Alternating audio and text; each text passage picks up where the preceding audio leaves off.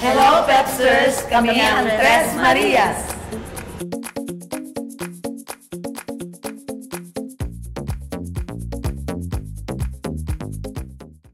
Ano opinion mo nga pala dun sa mga singer na, sa mga non-singer na sumisikat, kasi mga nag-lip-sync? Okay, tinanong mo na rin yan. Ang magiging sagot ko na rin dyan, ang nagpasikat dyan yung mga promoter eh. Kung alam mo hindi magaling, bakit mo pinopromote? Kung alam mong ganyan lang pala ibubuga yan, eh bakit na yun sumusuporta? Diba? Yun lang yun eh. Sa akin naman, yun yung... Nasabi ko rin. Oo, di ba? So, saan mo ilalagay ang comparison? Di ba? Doon sa, alam mong magaling, alam mong tama yung sinasabi, pero walang sumusuporta.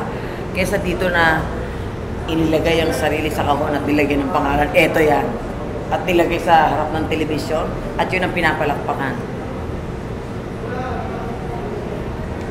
Tama. Tama si Lolita. Napag-usapan na rin. Para sa akin naman, yun nga, ang sa akin yan, parang buhay nila yan. Kumbaga, kasi yun na yung sa industriya. Pero, ang sabi ko nga, sana mas bukas din ang kagaya ninyo sa media na titingnan kung ano ba dapat yung ipopromote. Malaki ang tulong ninyo para sa totoo lang. Kasi usually ang mga nasumisikat na yan talagang nandun na sa TV, may mga malalaking TV na nagpo-push.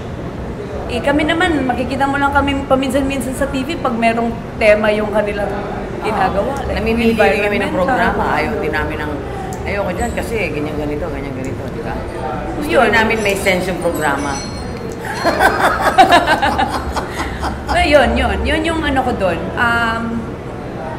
Buhay nila yan, pero sana fair lang din yung fair yung suporta ng kung i-push mo to, push mo na rin tong para may titingnan ng tao. Buksan lang nila yung isip nila actually. Andiyan naman lahat naman eh. Nasa pananaw na lang siguro. Okay. Ako, okay lang.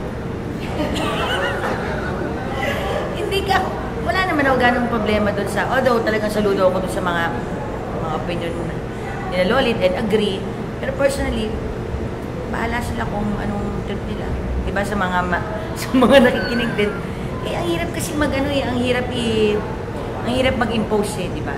Hindi mo naman masasabi ang sensibilidad ng tao. Hindi naman tayo nag-impose. Kung hindi niya tinanong, hindi. Kasalanan pa natin yan. Maliw. Sabihin, ako, personally. Diba? Hindi, in general, huwag kang defensive. Totoo tayo. Hindi. Sinasagot lang natin yung tinatanong nila. Ang sa akin, diba, ang hirap ipilit sa audience, gustuhin mo to, kung ayaw, diba? Na pwede rin namang bumaliktad. Kaya naman, paano nila gugustuhin yung hindi nila naririnig, diba? Kaya lahat yan nagkaka-come into play. Ganyan, magsasalita ka, hindi. Pero sa akin, okay talaga, wala akong alam. Kaya nga. Kasi kahit isupport o hindi, hahanap pa rin naman ako ng gigs eh. Hindi naman ako, di ba, parang kukunin ba ako major TV star? O hindi naman. Mag-apply pa rin naman ako sa mag-apply pa din ako sa mga hotel, di ba, tutugtog pa rin ako sa bars. Ganun pa rin naman takbo ng buhay ko eh. Although, i-increase lang yung TF natin, gano'n sana, pero so, iisa lang talaga ang gusto namin mangyari. Manood kayo sa September 4. At kakantahan namin kayo, mag-enjoy kayo.